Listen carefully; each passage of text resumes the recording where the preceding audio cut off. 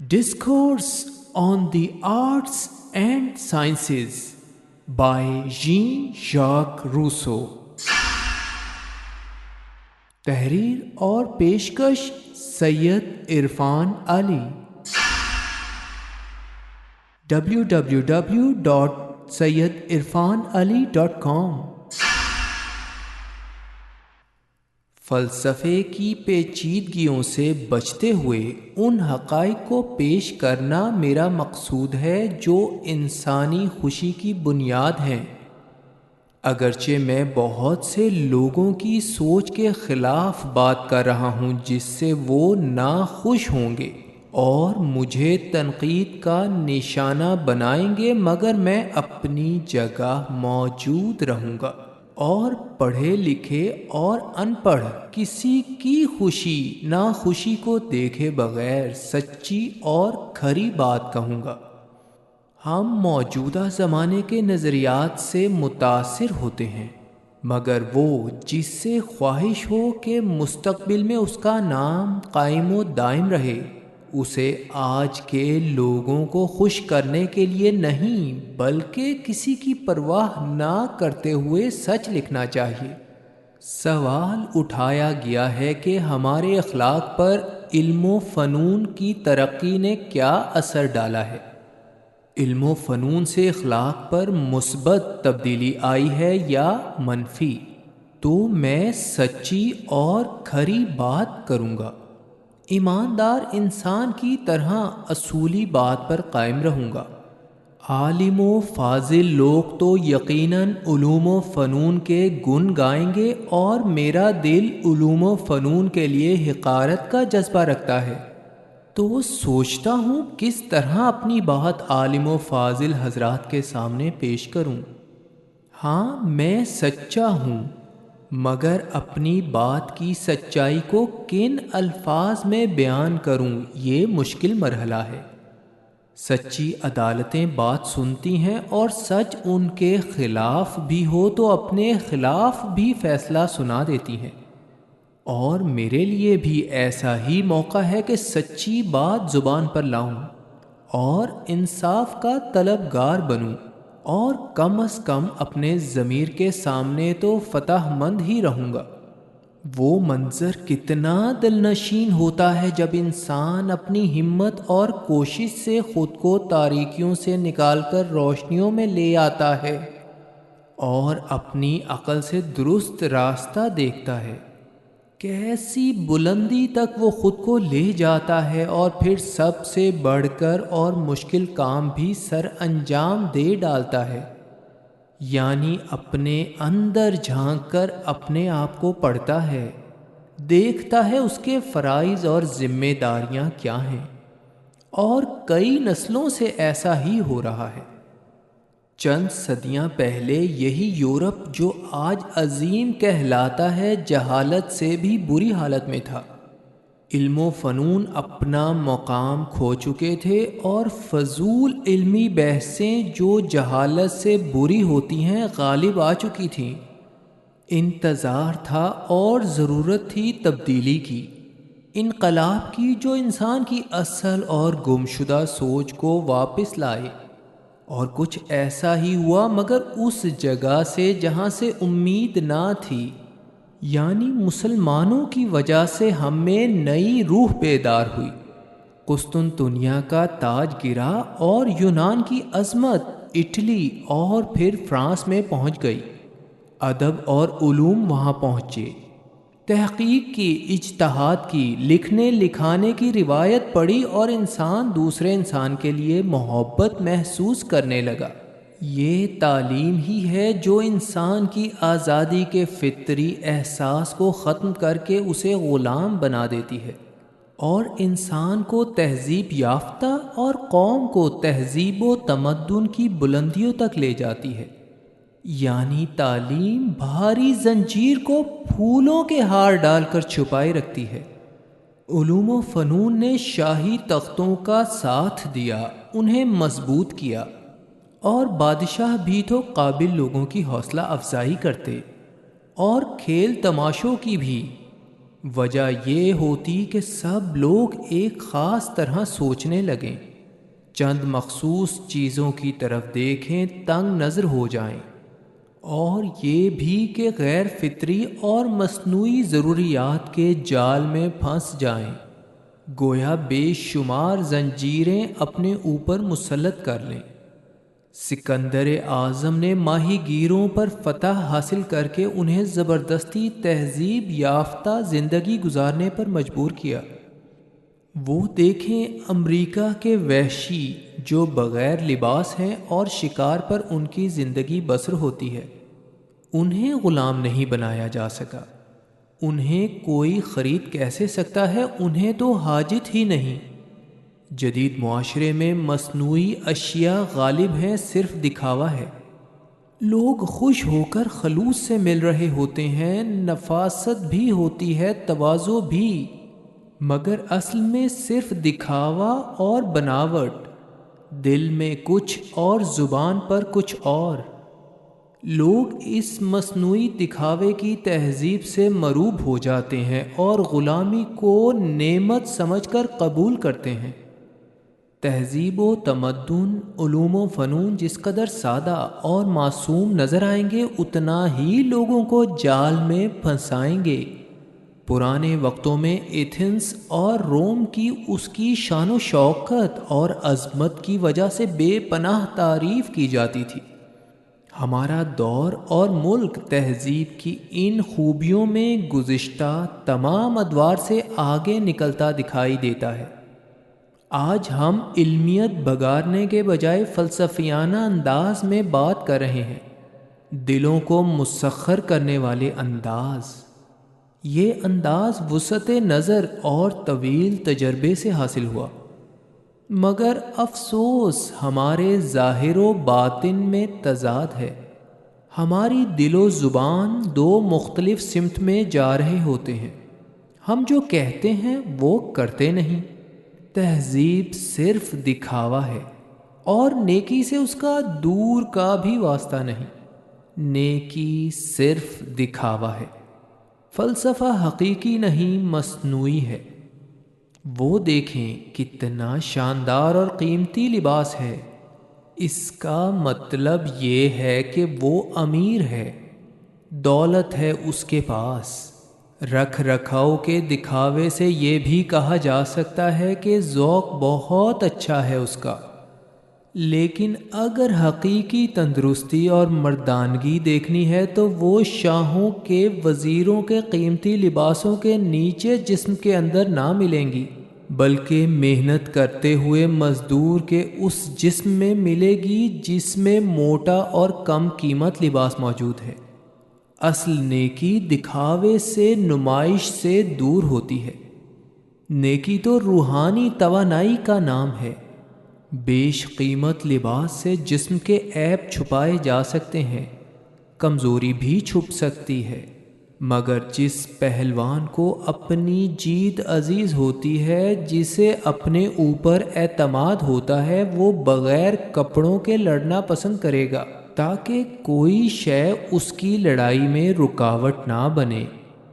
ایک وقت وہ تھا، اگرچہ ہمارے اخلاق اتنے اچھے نہ تھے، ہم تہذیب و تمدن میں پیچھے تھے، علوم و فنون میں بھی اتنے اعلیٰ نہ تھے، مگر ہم میں اتنی چالاکی بھی نہ تھی۔ جو ہمارے ذہن میں ہوتا وہ بتا دیتے، اور طرز عمل سے ہماری سوچ کا سب کو علم ہو جاتا۔ مگر آج مصنوعی زندگی نے، علم و تہذیب جس میں ہم ڈھل چکے ہیں، اس نے ہمارے اخلاق بناوٹی کر دیے ہیں۔ علوم و فنون نے ہمیں چالاک بنا دیا۔ آج دل میں کچھ ہے اور زبان پر کچھ۔ ہر شخص دوسرے کو فریب دینے کے چکر میں ہے۔ اس وقت انسان میں سادگی تھی، آئینے کی طرح صاف شفاف تھا، کوئی کسی کو فریب نہ دیتا تھا۔ آج ایک شخص علم و فن میں ماہر لاکھوں کو بے وقوف بنا سکتا ہے اور بنا رہا ہے، مگر اس وقت سب برابر تھے۔ انسان کی یہ سادگی اسے بہت سی برائیوں سے بچاتی تھی۔ یہ ایسی برکت تھی جس کی اہمیت کا احساس ہم اس وقت تک محسوس نہیں کر رہے ہیں۔ ہم جدید دور میں اصول پسند نظر آتے ہیں، لیکن یہ دراصل دھوکہ ہے۔ مصنوعی اصول پسندی صرف نمائش اور دکھاوا ہے۔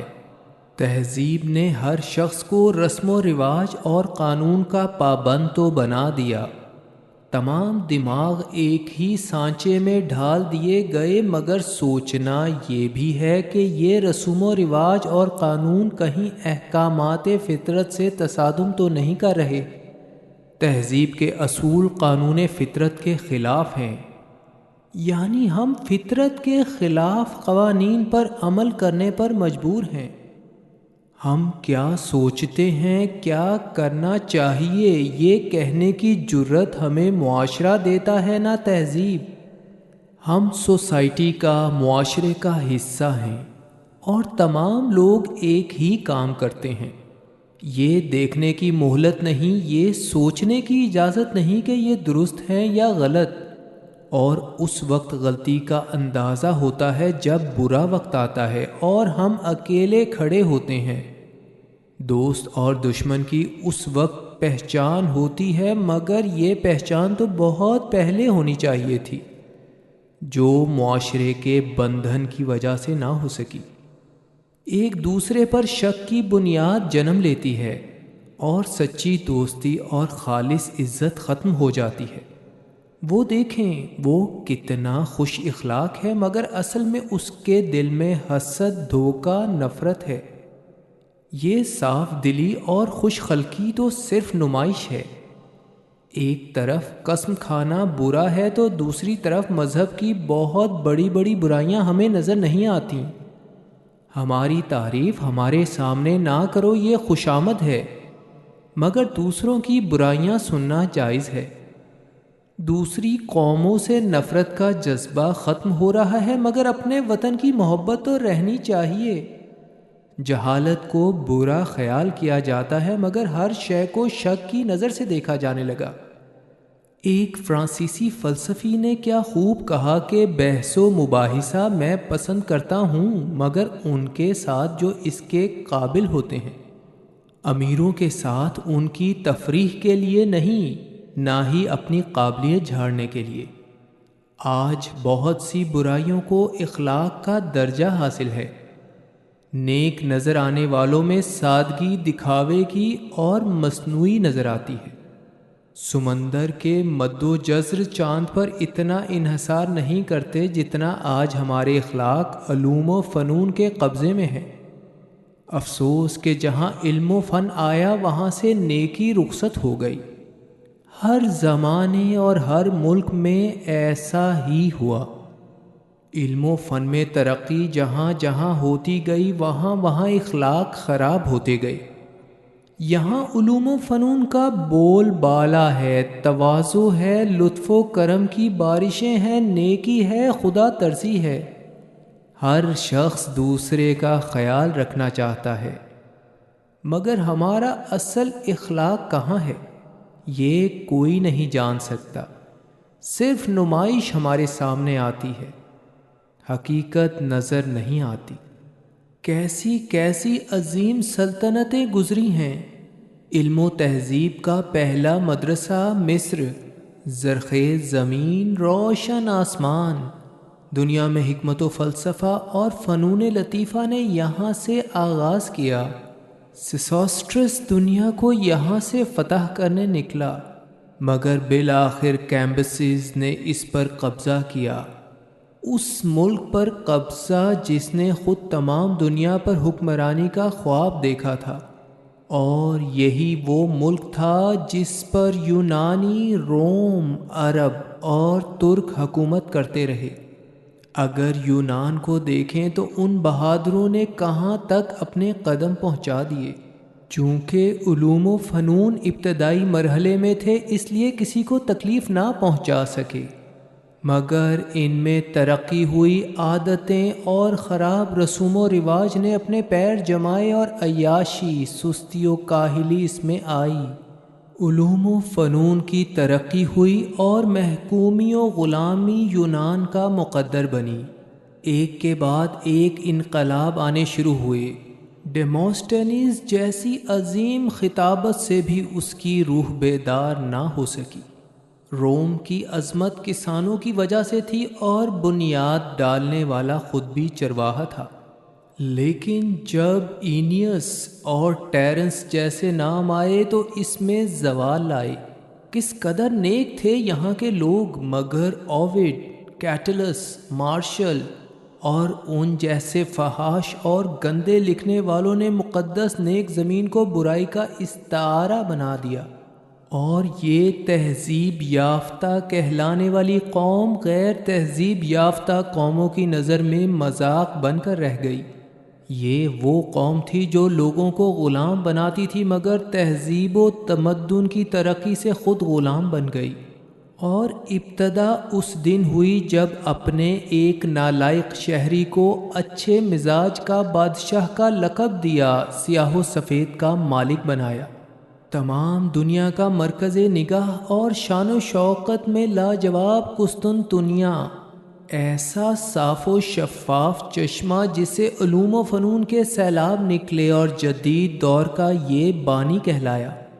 مگر انہی علوم و فنون نے اس کے اندر شرما دینے والی بدکاریاں، فحاشیاں، بدمعاشیاں، قتل سازشیں پیدا کر دیں۔ کیا علوم و فنون ہمارے اخلاق کو بہتر بناتے ہیں؟ ایثار، قربانی، وطن سے محبت اور بہادری پیدا کرتے ہیں؟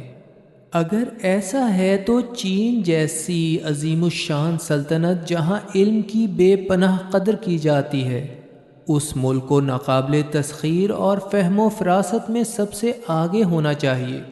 مگر حقیقت تو یہ ہے کہ کون سا جرم اور برائی ان کی ذات سے منسلک نہیں ہے۔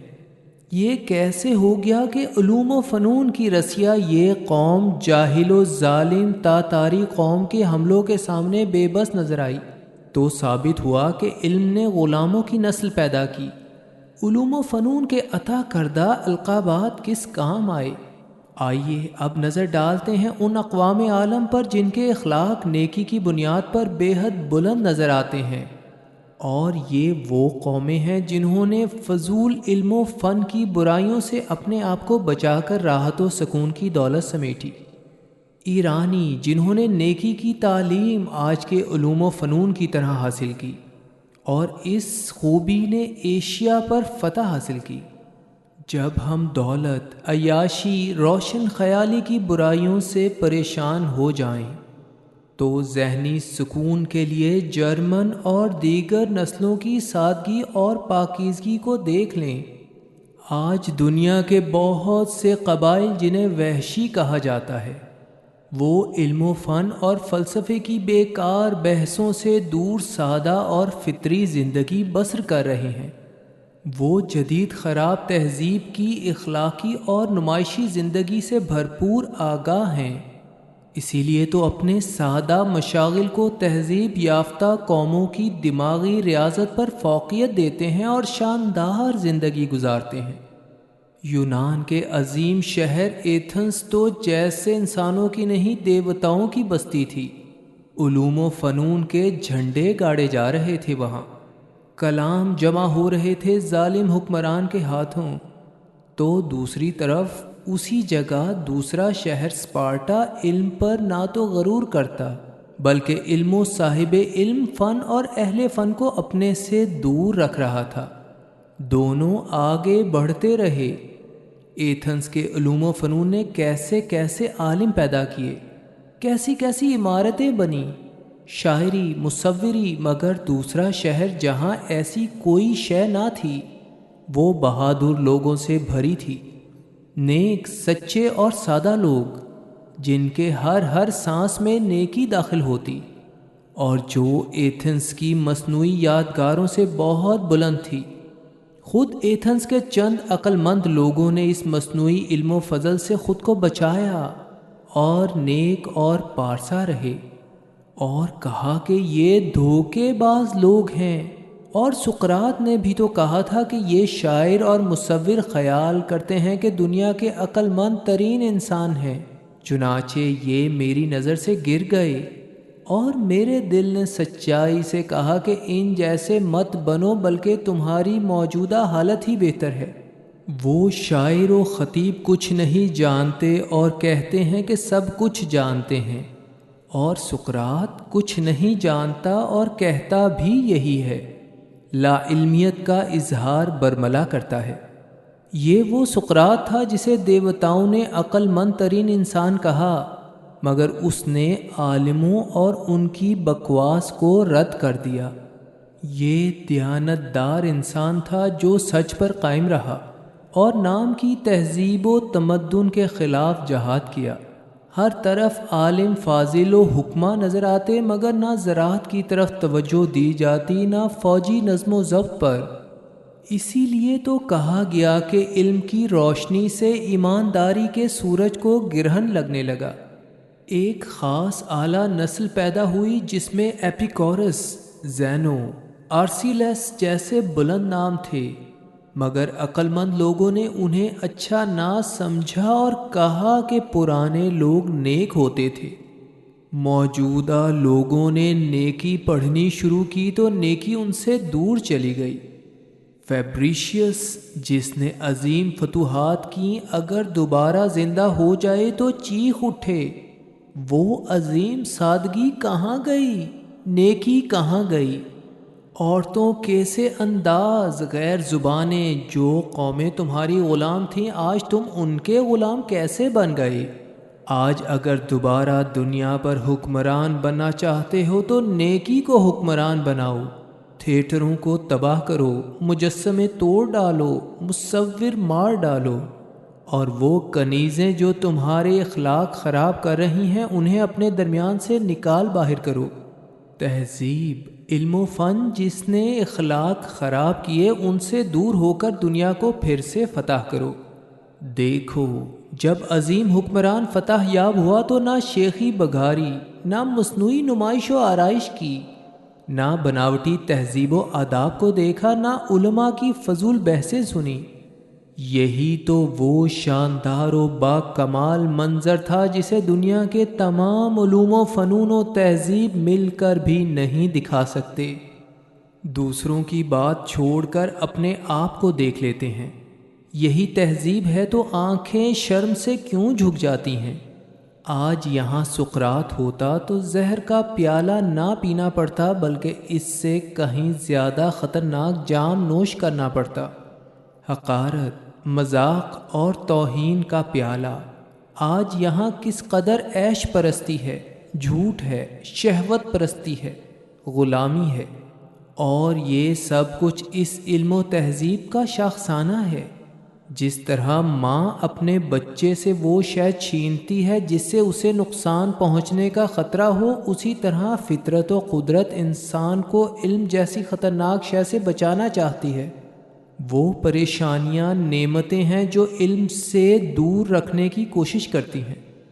انسان جاہل و نادان پیدا ہوتا ہے، یہ بہتر ہے اس سے کہ انسان پڑھا لکھا اور تہذیب یافتہ پیدا ہوتا اور اپنے اوپر خود ہی ظلم کرتا۔ علم ہماری آنکھوں میں دھول جھونکتا ہے، ہمیں بے وقوف بناتا ہے، اور جب ہم اس میں ڈوب جاتے ہیں، علم و فضل کی بلندیوں پر جاتے ہیں، تو ہمارا بے حد برا انجام کرتا ہے۔ تاریخ یہی بتاتی ہے۔ مصر سے علم نے فروغ پایا، اس کی قدر کی، مگر معلوم ہے وہ اسے کس نظر سے دیکھتے تھے۔ ایک دیوتا جو انسانوں کے خلاف تھا اور چاہتا تھا کہ انسان اچھی زندگی بسر نہ کر سکیں، اس نے علم بنایا۔ یہ روایت اس وقت حقیقت لگنے لگتی ہے جب ہم فلسفیانہ انداز یا تاریخ کی روشنی میں علم و فن کی ترقی کے بعد ہونے والے نتائج پر نظر ڈالیں۔ یہ بات کھل کر سامنے آ جائے گی کہ علوم و فنون و تہذیب و تمدن کے بارے میں ہم جس خوش فہمی میں مبتلا تھے وہ مکمل طور پر غلط تھی۔ علم کی کسی شاخ کو دیکھیں، اس کی ابتدا انسانی خامی سے ہوتی نظر آتی ہے۔ ستاروں کے علم کی ابتدا شک اور وہم سے ہوئی، خطابت کے فن کی سوچ نفرت، جھوٹ، خوشامد، لالچ، کینہ پروری اور بلند مقام کے حصول سے ہوئی۔ جیومیٹری کی ابتدا حرص و ہوس سے ہوئی۔ فزکس نے ایک فضول تفشیش کے جذبے سے جنم لیا، اور تو اور اخلاقیات کی پیدائش بھی غرور سے ہوئی۔ یقیناً یہ تو اچھے علوم ہیں اگر بنیاد درست ہوتی۔ ابتدا اخلاق، نیکی اور خلوص سے ہوتی، مگر چونکہ پیدائش میں نمائش اور مصنوعی پن ہے، لہٰذا شک سے دیکھنا لازم ہے۔ اب دیکھتے ہیں کیا ان کی ضرورت ہے۔ دراصل ان کے فروغ میں عیش پرستی اور نفس پرستی کا بڑا دخل ہے۔ یہ علوم و فنون اور تہذیب و تمدن آتے ہیں تو ظلم و ستم لاتے ہیں۔ اگر ظلم ہی نہ ہو تو قانون کی کیا ضرورت؟ ترقی آتی ہے تو ظلم، جنگیں، سازشیں، فریب لاتی ہے، جس سے تاریخ بنتی ہے۔ اگر یہ برائیاں ہی نہ ہوں تو تاریخ کی کیا ضرورت باقی رہے گی؟ کس قدر خوبصورت ہوتی زندگی اگر انسان فطرت کا تابع رہتا، زیادہ عقل مند بننے کی کوشش نہ کرتا، وطن سے محبت کرتا، انسان سے محبت کرتا، ان کے دکھ درد میں ان کا ساتھی اور مددگار بنتا۔ تہذیب و تمدن اور علوم و فنون نے بے شمار راہیں پیدا کر دی ہیں۔ کون سی درست ہے، نیکی پر لے جائے گی، اور کس پر چل کر ہم زوال کا باعث ہوں گے؟ کون دھوکہ دے رہا ہے، کون سچا ہے؟ غلط راستے پر چلنے کے امکانات بہت ہی زیادہ ہیں۔ اتنے زیادہ خیالات کے درمیان صحیح فیصلہ ناممکن ہے۔ صحیح اور درست راستہ مل بھی جائے تو عقل مند ذہن اس کو استعمال درست کرے گا یا غلط؟ علم آسانی کے بیج سے پیدا ہوتا ہے، اور سوسائٹی، معاشرے میں کاہلی فروغ دیتا ہے۔ سوچنے کی بات یہ ہے کہ یہ فلسفہ و حکمت کے دعوے دار ہمیں جو معلومات دیتے ہیں خلا و کشش ثقل کے بارے میں، سیاروں اور ان کے فاصلے اور گردش کے بارے میں، جسم و روح کے بارے میں، اگر وہ نہ ملتی تو کیا فلاح و بہبود کے کاموں میں فرق پڑتا، یا ہم گناہ کی طرف زیادہ راغب ہو جاتے، یا نظام حکومت چلنا بند ہو جاتا؟ جب اعلیٰ دماغ ہی فائدہ مند نہیں تو ان بیکار ادیبوں کے ریوڑ کے بارے میں تو نہ ہی پوچھیں، جو حکومت کا خون چوسنے میں لگے ہوئے ہیں۔ ایسے علم اگر ہم تک نہ پہنچتے تو ہمارے اخلاق بہت زیادہ اعلیٰ ہوتے۔ ان لوگوں کی سوچیں اور فلسفہ تو ہمارے نیک ارادوں کو ختم کر رہے ہیں، اور ہمارے ایمان کی جڑیں ہل رہی ہیں۔ اپنی علمیت بگارنے کے لیے پرانی روایات، مذہب اور مقدس ناموں کی بے حرمتی کرتے ہیں تاکہ سب سے برتر و منفرد نظر آئیں۔ علم اپنے ساتھ عیش پرستی بھی لاتا ہے، دوسرے الفاظ میں علم دولت لاتا ہے، اور دولت عیش و آرام جو نیکی کی ضد ہیں، اخلاق کا جنازہ نکالتے ہیں۔ اخلاق، نیکی، احسان جیسے الفاظ وہ ہیں جو ماضی کے عالم استعمال کرتے تھے، مگر آج کے علم نے ان کی جگہ تجارت و دولت کو استعمال کرنا شروع کر دیا ہے۔ انسان کو ترازو میں تولا جاتا ہے، اس شخص کی یہاں اتنی قیمت ہے، دوسرے ملک میں اتنی ہوگی، یعنی انسان جانوروں کے برابر آ گیا علم کی ترقی کے سبب۔ حکومت بھی اس انسان کو اہمیت دیتی ہے جس کی قیمت زیادہ ہو۔ کیا سب انسان برابر نہیں؟ نہیں، علم نے انہیں برابر نہیں رہنے دیا، مگر حقیقت تو یہ ہے کہ وہ چند بے علم لوگ جو سادگی سے زندگی بسر کرتے تھے، انہوں نے ہزاروں لاکھوں کے پڑھے لکھوں اور امیروں کو شکست دی، عظیم الشان محلوں پر اپنا جھنڈا لہرایا۔ یہ مثالیں ثابت کرتی ہیں کہ دولت ہر چیز خرید سکتی ہے، مگر جو چیز نہیں خرید سکتی وہ ہے نیک اخلاق اور قابل شہری۔ دولت اور علم شہروں کو خوبصورت تو بنا سکتے ہیں، مگر ان میں نیکی پیدا نہیں کر سکتے، اور کسی جگہ یہ دونوں ایک ساتھ جمع نہیں ہو سکتے۔ نیکی ہوگی یا خوبصورتی و عیش پسندی، ایک ہی دماغ میں گندے خیالات، شیطان اور نیکی، شرافت، عظمت ایک ساتھ کس طرح رہ سکتے ہیں؟ آرٹسٹ کی سب سے بڑی خواہش اپنے ہنر کی تعریف ہوتی ہے۔ اگر کوئی اہل فن ایسے دور میں پیدا ہو جب علم و فن عروج پر نظر آ رہا ہو مگر حقیقت میں ذوق نچلے درجے کا ہو تو وہ اس کے سوا کیا کرے گا کہ اپنے آپ کو نچلے درجے کے برابر لائے تاکہ زمانے کے ساتھ چل سکے، اور اسے ان فن پاروں سے گریز کرنا پڑے گا جو مستقبل میں لازوال ہونے تھے۔ والٹیئر نے اسی وجہ سے نہایت اعلیٰ و عرفہ خیالات زمانے کی سطحی علمیت کی وجہ سے قربان کر دیے۔ عیاشی و عشرت پسندی سے اخلاق خراب ہوتے ہیں، ذوق سلیم پر بھی برے اثر پڑتے ہیں، اور اگر کوئی عالی دماغ اپنے زمانے سے مطابقت نہ رکھتے ہوئے اپنی سوچ پر قائم رہے گا تو گمنام اور بھوک سے مرے گا۔ وقت اور تاریخ اسے کئی مرتبہ دہرا چکی ہے۔ علم و ادب اور تہذیب کی بلندی میں صاحب فن لوگوں کو امیر لوگوں کے لیے گندی تصاویر کی مصوری کرنی ہی پڑتی ہے۔ پرانا زمانہ اور اس کی سادگی اور نیکی کا سوچ کر ہی دل خوش ہو جاتا ہے۔ یہ ایک قدرت کے بنائے ہوئے حسین ساحل کی طرح ہے، اور ہم علم و تہذیب کی کشتی میں بیٹھے ہر لمحہ اس سے دور جا رہے ہیں۔ غربت میں دیوتا انسان کی جھونپڑی میں اس کے ساتھ رہتے تھے۔ علم و دولت نے دیوتاؤں کے لیے عالی شان عبادت گاہیں بنوائیں، پھر دیوتاؤں کو وہاں سے بھگا کر خود وہاں قبضہ کر لیا۔ یہ اس طرح کہ اس کے گھر عبادت گاہوں سے زیادہ عالی شان ہو گئے۔ یہ بدی کی جیت تھی۔ ہم جیسے جیسے علم حاصل کرتے ہیں سہولتیں آتی ہیں، عیش و عشرت کا دور شروع ہوتا ہے اور بہادری ختم ہو جاتی ہے۔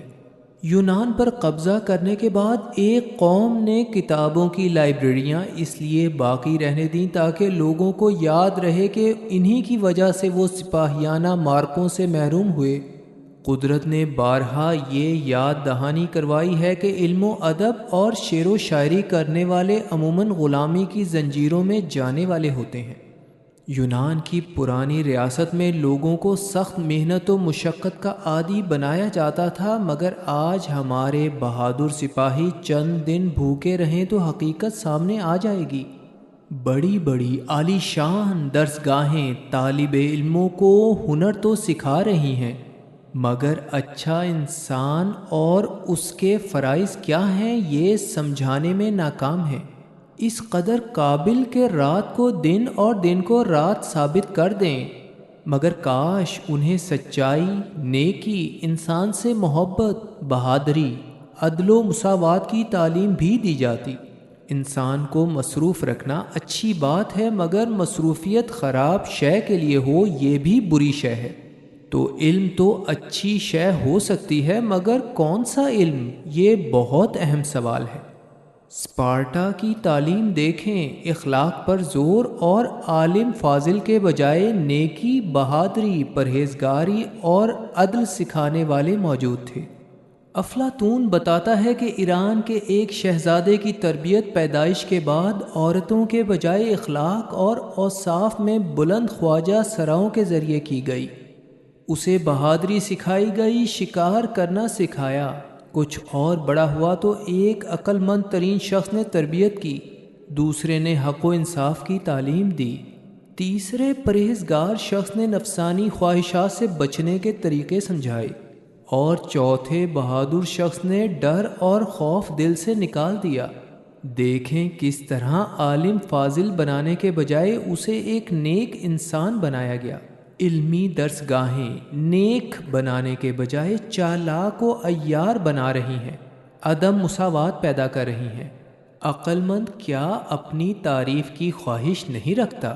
مگر جب معاشرے میں چھینا جھپٹی دیکھتا ہے، بے انصافی دیکھتا ہے، تو وہ دانائی جو معاشرے کے لیے استعمال ہونی تھی مرجھا جاتی ہے، اور معاشرہ اس سے فائدہ نہیں اٹھا پاتا۔ ایک فنون لطیفہ ہیں جو اس وقت خوب پھیل پھول رہے ہیں، دوسرے فنون مفیدہ جس کی آج کوئی اہمیت نہیں، نیک ڈھونڈنے سے ملیں گے، اور مصور، نجومی، شاعر، طبیعیات، کیمیا اور جیومیٹری کے ماہر بکثرت۔ خدا نے زہر پیدا کیا ہے تو اس کا توڑ بھی۔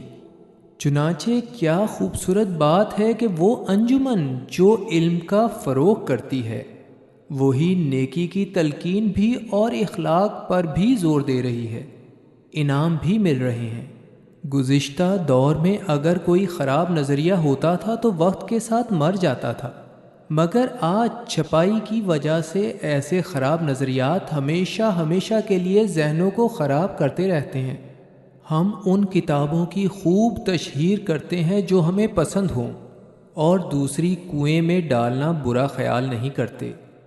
ایک وقت وہ آنے والا ہے جب لوگ دعائیں مانگیں گے کہ اے خدا ہمیں ہمارے بزرگوں کے علوم و فنون سے نجات بخش، بلکہ ہمیں ہماری سابقہ کم عقلی، نادانی اور محتاجی واپس دے دے۔ یہی چیزیں ہمیں دلی سکون بخشتی تھیں اور ہم تیرے قریب تھے۔ مختصر یہ کہ علوم و فنون نے ہماری زندگی پر مسرت بنانے کے بجائے ہمارے اطوار و اخلاق بگاڑ دیے۔ قدرت نے علم کے حصول میں مشکلات رکھی تھیں کہ ہر کوئی اس تک نہ پہنچ سکے، مگر عالموں کے گروہ نے قدرت کے اس نظام کو خراب کرنے کی کوشش کی۔ وہ لوگ بھی مذمت کے قابل ہیں جنہوں نے علم کی عبادت گاہ کا تالا توڑا کہ ہر کوئی اس تک پہنچ جائے، جبکہ جو لوگ اس کے اہل نہ تھے ان کی حوصلہ شکنی ہونی چاہیے تھی کہ وہ کسی اور کام میں لگ جاتے۔ ضروری تو نہیں کہ ہر کوئی اعلیٰ شاعر یا ریاضی دان بنے۔ اگر قدرت کوئی اور کام لینا چاہتی ہے تو وہ اسے کرنا چاہیے تھا۔ عظیم ذہن قدرت نے پیدا کیے، وہ کسی کے شاگرد نہ تھے۔ بیکن، ڈیکارٹ، نیوٹن جیسے لوگوں کو کوئی استاد اس قابل بنا سکتا تھا جس مقام پر وہ پہنچے۔ معمولی استادوں کے علم سے تو ان کی فطری صلاحیتیں ختم ہو جاتی، مگر وہ اپنی ہمت سے، اپنے ذہن سے آگے بڑھے۔ اسی طرح آج بھی جو ان کی طرح خود اپنی منزل حاصل کرنے کی صلاحیت اور ہمت رکھتے ہیں، انہیں آگے آنا چاہیے، اور وہی دنیا میں یادگار رہ سکتے ہیں۔ عظیم ترین فلسفی اور خطیب خدا داد ہوتے ہیں، وظیفوں پر پلنے والے نہیں۔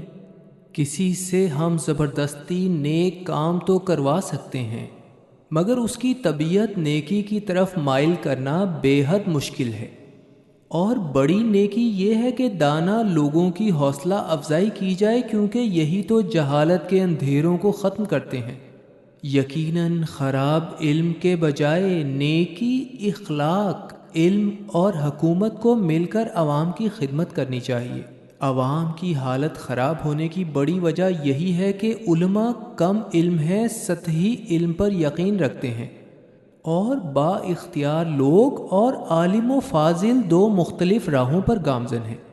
دنیا کی شہرت حاصل کرنے کے لیے علم حاصل کرنا بے وقوفی ہے۔ محنت و مشقت کے بجائے دل میں ڈھونڈنے سے یہ دولت مل سکتی ہے۔ دوسروں کو تلقین کرنے کے بجائے اپنے فرض کی تکمیل کرنی چاہیے۔ سادہ انسانوں کے لیے اعلیٰ ترین علم نیکی ہے، جسے حاصل کرنے کے لیے محنت و مشقت کی ضرورت نہیں۔ یہ تو بہت سادہ شے ہے اور ہر دل میں پہلے سے ہی موجود ہے۔ ان سادہ اصولوں کو پڑھنے کے لیے بس ذرا جذبات پر قابو پا کر ضمیر کی آواز سننی پڑے گی، اپنا احتساب کرنا پڑے گا۔ سچائی ہمیں قناعت کی تعلیم دیتی ہے۔ ہمیں چاہیے کہ مشہور زمانہ لوگوں کے برابر ہونے کے لیے منفی راستے استعمال نہ کریں، بلکہ یہ بہت ہی شاندار بات ہوگی اگر ہم دوسروں کے پیچھے چلتے ہوئے عالی شان محل اور زبان و بیان کے جوہر نہ دکھائیں، بلکہ ہمارا نام لیا جائے نیکی، سچائی اور راست بازی کے لیے۔ تحریر اور پیشکش سید عرفان علی، www.syedhirfanali.com